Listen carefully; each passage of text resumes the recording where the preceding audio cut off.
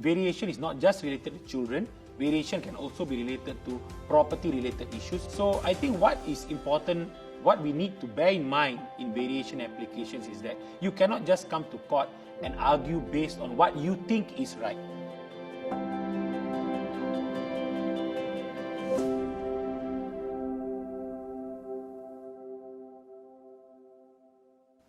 Many a times people come to court even after finalizing their divorce in order to change the court orders.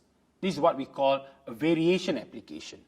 Now, just because such an application exists does not mean you can come to court with any rhyme or reason in order to change the court orders. You have to fit what is provided under Section 52(6) of the Administration of Muslim Law Act. Some of the reasons include material change of circumstances, good cause, and mistake of fact. Today, we will be focusing on material change of circumstances in relation to children-related issues, such as custody, care and control, or access.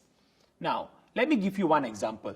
Let's say, during the divorce proceedings, a mother has obtained care and control of the child, and 2 years later, she is imprisoned, or 2 years later, her circumstances become such that she is unable to care for the child anymore. Let's say, unfortunately, a disease. Then the father comes to court in order to vary the court order. Now, the variation can happen by way of consent if both parties agree they file an application and the court grants consent. However, sometimes, despite a change in circumstances, one party might say there is no need to change the court order. So then they have to deliberate this issue at the court. This is one example. Obviously, variation is not just related to children. Variation can also be related to property-related issues. For example, the court decides that the house should be sold. However, after 2 years of trying to sell the property, they are unable to get a good valuation, or they are unable to find a buyer, for example. Such scenarios exist. And in such matters, one party may decide, why don't I take over the house? So they come to court to file a variation application. So these are some examples. So I think what is important, what we need to bear in mind in variation applications is that you cannot just come to court and argue based on what you think is right.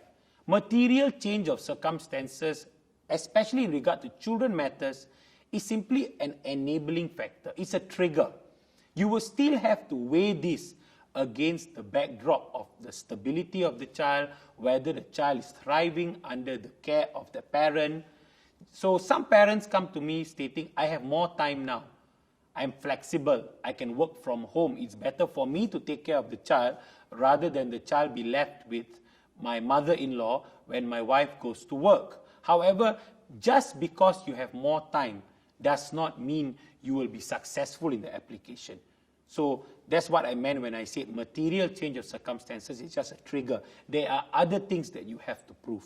The general golden thread in any applications involving children is that the welfare of the child is of paramount importance.